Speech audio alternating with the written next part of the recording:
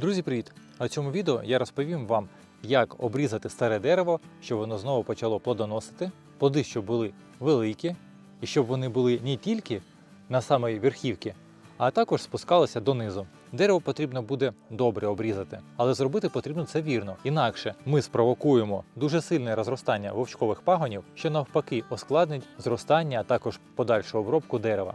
Спочатку хочу вас познайомити з тими бруньками, на котрих іде плодоношення, щоб ви їх не обрізали. По-перше, це ось такі плодові кільчатка. Це маленька гілочка, на котрій є такі кільцеподібні утворення, їх можна порахувати і зрозуміти, скільки років саме цій кільчатці.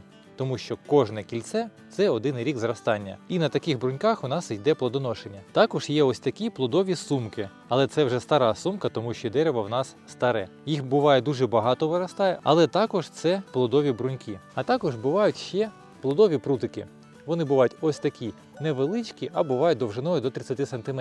А ось якраз таки, чому немає гарного плодоношення на старих деревах, тому що плодові бруньки, котрі знаходяться ближе до крони, а також у загущеній кроні, де немає світла, немає гарного провітрювання, утворюють не плоди, а листя, тому і немає врожаю. А також хочу зауважити, що усі плодові гілочки утворюються на більш горизонтальних гілках. Я про це вже розповідав у минулих відео. На вертикальних гілках їх немає.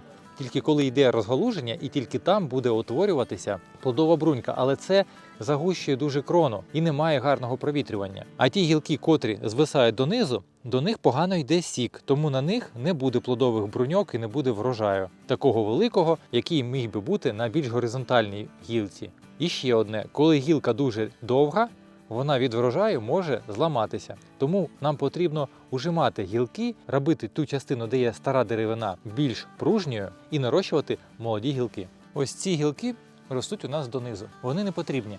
Видаляю їх на кільце. Також і ця. Тут поганий сокорух. І тому навіть якщо будуть закладатися плодові бруньки, плоди з них будуть маленькі. Зрізи після сучкоріза ми просто замазуємо садовою замазкою. Вони тоді швидко загояться. Якщо ви будете використовувати пилку, то тоді оброблюємо ножем. І зрізи ті, що більше 1 см, ми також замазуємо садовою замазкою. Я її готую сам із негашеного вапна, мідного купоросу та водоемульсійної фарби. У правому верхньому куточку залишу посилання на відео, де я його готую. Тут, як ви бачите, також гілка дуже довга, і ми її обрізаємо пилою ось тут. Але якщо ви не знали, то ми робимо зріз. Спочатку прорізаємо знизу, хоча б до половини, а потім ріжемо зверху. Інакше, якщо пиляти тільки зверху, то ця гілка переломиться і віддереться великий шмат кори. І ця рана буде дуже погано загоюватися, це буде великий стрес для дерева. А так ми відрізали і гілку не пошкодили. Тепер тут в нас є гілка, на котрій є плодові бруньки, але вона там перехрещується, тоді я її переводжу на бічне розгалуження. І хай вона зростає у той бік. У той бік. Тут також ця гілка, вона йде гола, і тут у нас почалося розгалуження. А деякі з них ростуть догори. Ті, що ростуть догори, я відрізаю. А також і ось цю, тим самим знижуючи крону.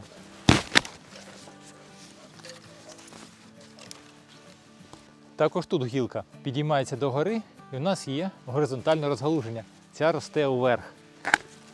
Ми її ужимаємо. Те, що росте всередину крони, буде у нас пересікатися, я також видаляю. Ця гілка нормальна, і ми тут на неї і переведемо. А як позбутися мхів та лишайників у себе на дереві, я розповідав у цьому відео, котре знаходиться у правому верхньому куточку. Дуже легко це робиться, і кора на ваших деревах буде чиста, буде легко оновлюватися і буде завжди молода та неушкоджена. Тут, як ви бачите, гілка дуже довга, вона вже лягає, і у нас є тільки одна, на котру можемо перевести на бічне розгалуження. А ось тут я повністю відрізаю. Те ж саме потрібно зробити із цією гілкою, відрізати її, ужати на бічне розгалуження, хоча б на ось цю гілку. А потім у нас піде ще новий молодий приріст. Тут гілка, хоч вона і росте більш горизонтально, але вона навіть під навантаженням від листя вже прогинається. Її потрібно перевести на ось цю гілку. Вона спочатку росте вертикально, а потім розходиться горизонтально.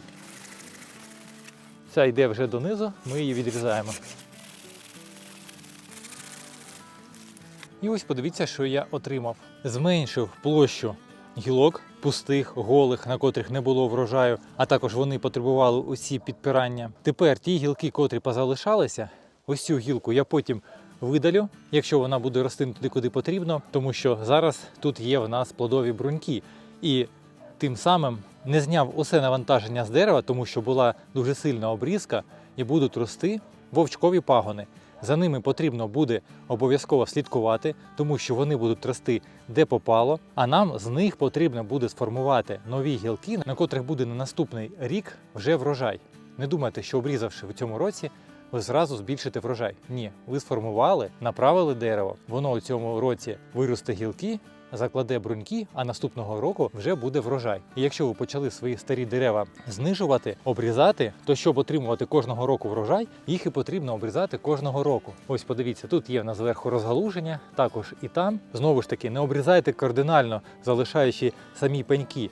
Нам потрібне листя, нам потрібен якийсь врожай, нам потрібно, щоб дерево віддавало свої сили не тільки на вовчки, а ще й на плодоношення, на нормальний рост. Тому, друзі, кому це відео сподобалось, обов'язково поставте лайк, не забудьте поділитися цим відео з друзями, а також підписуйтесь на мій канал, щоб не пропускати вихід нових відео. Я вам бажаю вдалого дня і зустрінемось у наступних відео.